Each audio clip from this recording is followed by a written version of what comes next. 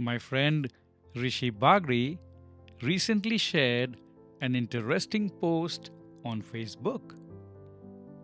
It was about a conversation in a WhatsApp group. Now, politics inside a WhatsApp group is a fascinating human experiment. Give us 5 minutes, and suddenly everybody becomes an economist, a foreign policy expert, a constitutional scholar, and occasionally the only person left in India who understands India.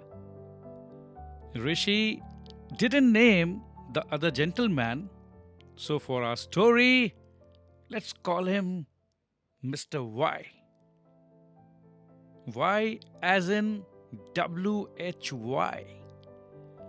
Because Mr. Y has plenty of questions, although, as we shall discover, there is a difference between asking a question and looking for an answer. Rishi asks Mr. Y, "Why do you dislike Modi so much?" Mr. Y replies, "Because he is useless." Useless? Yes. Give me an example. He has done nothing. Nothing? That's a fascinating word. Not enough, not I disagree with his policies, not even someone else could have done better. Just nothing. So Rishi begins counting roads, expressways, airports, Vande Bharat trains, digital payments, infrastructure, new institutions, welfare programs, defense, one rank, one pension, economic progress, India's growing presence in the world. Mr. Y has a short answer. Media propaganda. Rishi asks, "Fine, what's your evidence?" Mr. Y refers to people he trusts. Commentators, journalists, public voices. They say so. And their evidence? I trust them. Interesting. The evidence hasn't entered the room yet, but the verdict is already sitting comfortably on the sofa. Have you noticed this? We often don't ask, "Is it true?"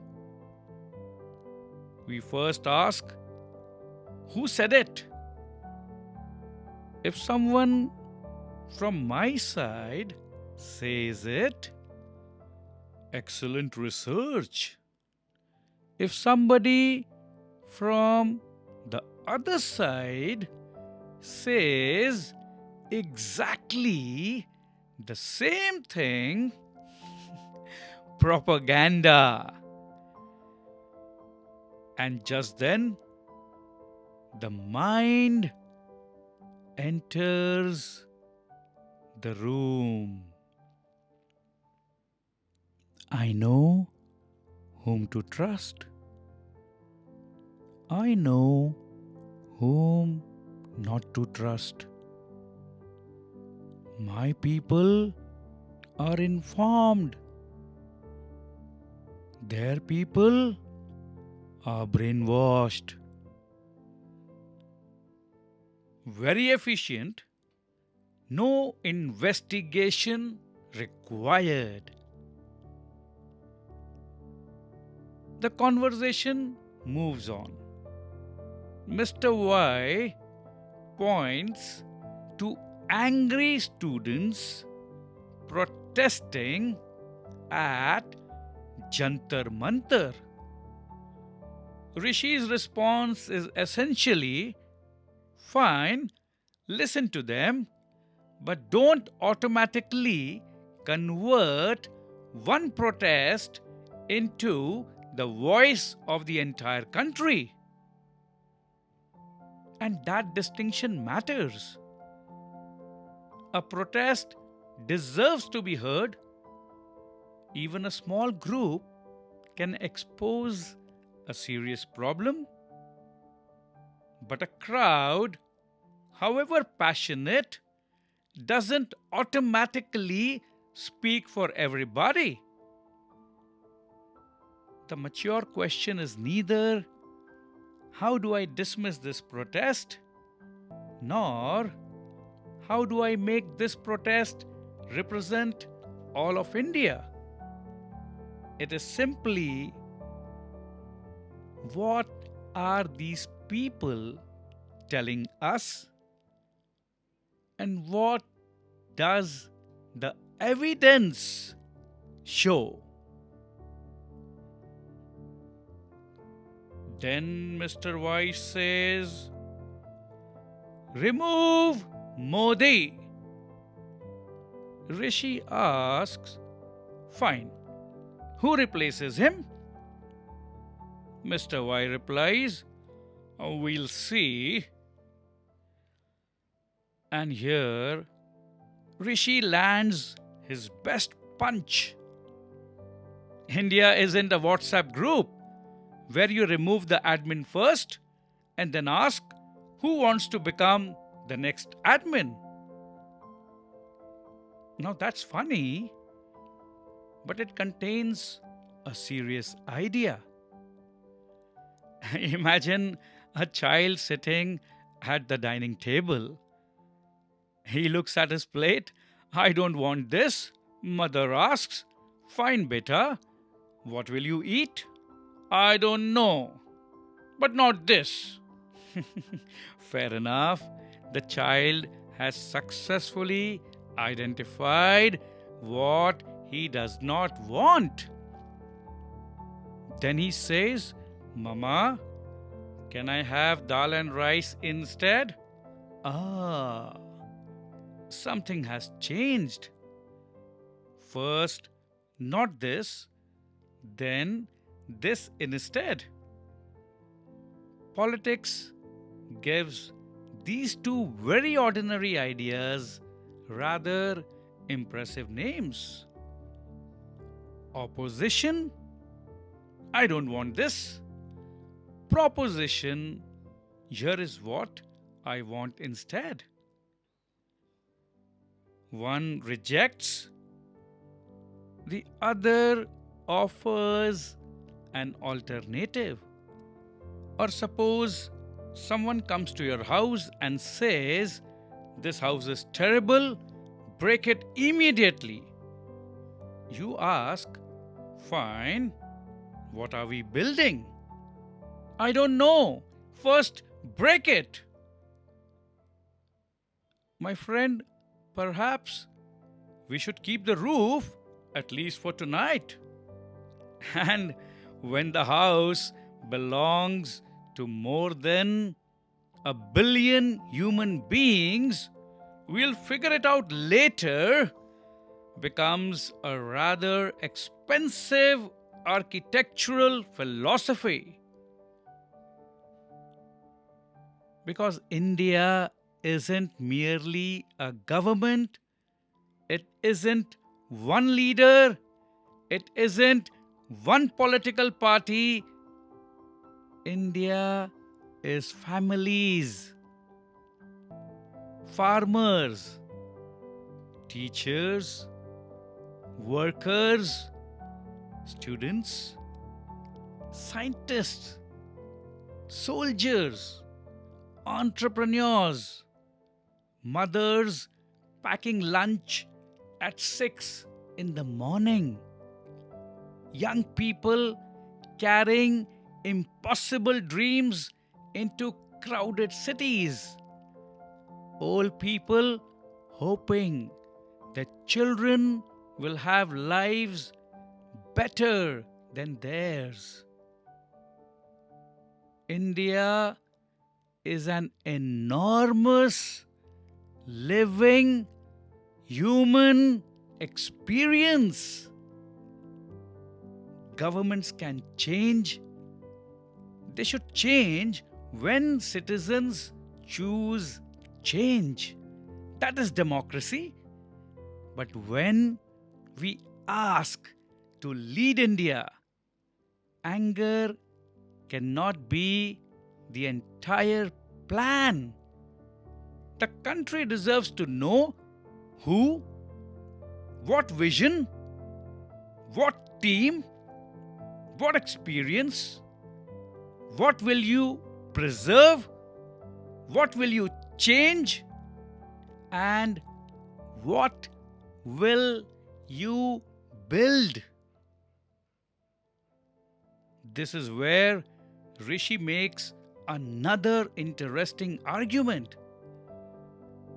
If you believe you have a better model, show us. Run a municipality, transform a town, govern a state, build something, let citizens experience it, let reality test it. Because an idea sounds wonderful while sitting comfortably inside our head. Reality has the irritating habit of asking for implementation. Rishi ends with a mischievous observation. Some people, he says, have earned a PhD in criticism while still attending kindergarten in governance. A little sharp, but there is something worth examining there. Criticism requires us to identify the whole. Creation requires us to repair it. Criticism can happen in 30 seconds. Building may take 30 years. And yet, before anyone becomes too comfortable, there is another side to this mirror. Suppose I support Modi, and tomorrow the government makes a mistake. Can I see it? Suppose a policy fails. Can I question it? Suppose somebody presents uncomfortable evidence. Do I examine it? Or do I immediately say, propaganda? Wait, haven't we heard that word somewhere before? Mr. Y may have quietly changed chairs. And this is where politics becomes a human story. Imagine a spider spinning a web, one thread, then another, then another. Human beings have invisible threads too. A political party can pull one, a television channel, another, an influencer, another, an algorithm, another, our friends, our social group, our favorite commentator, our own old believes another and another and another until one day a web exists. But perhaps the frightening part isn't that we are inside the web. Perhaps the frightening part is that we may call the web my own opinion.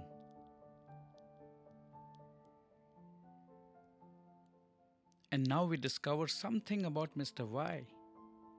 Mr. Y isn't necessarily one gentleman in one WhatsApp group.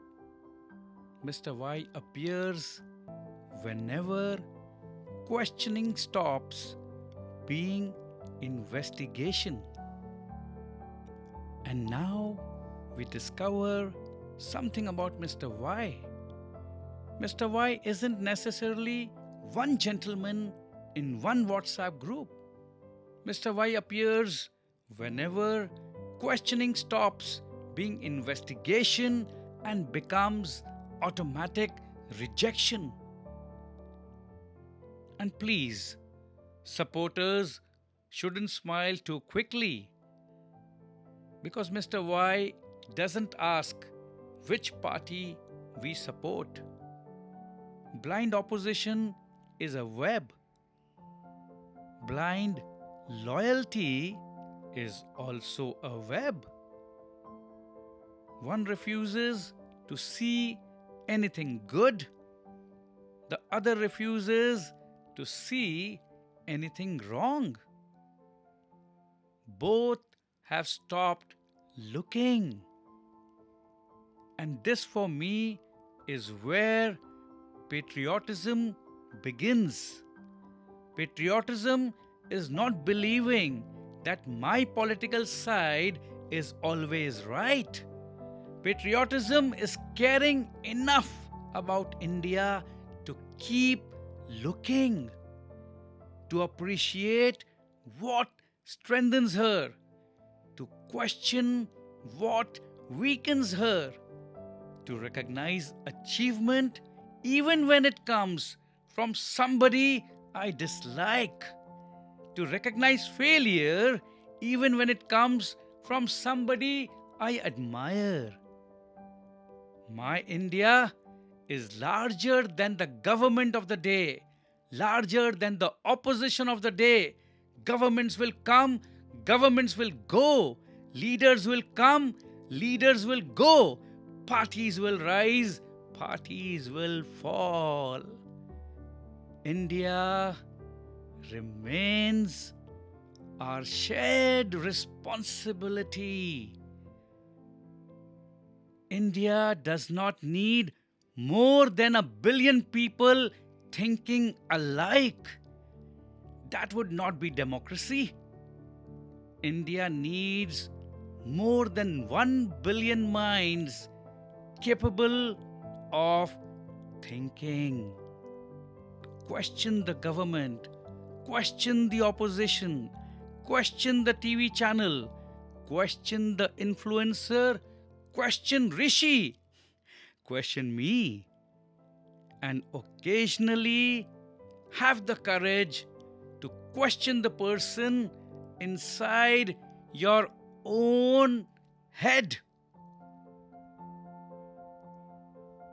Because somebody who loves India doesn't merely ask, whose side are you on? They also ask, what are you willing to build for India? Opposition says, not this. Proposition says, here is something better. A healthy democracy needs both. We need people courageous enough to say, this is wrong, and people responsible enough to say, here is how we can do better.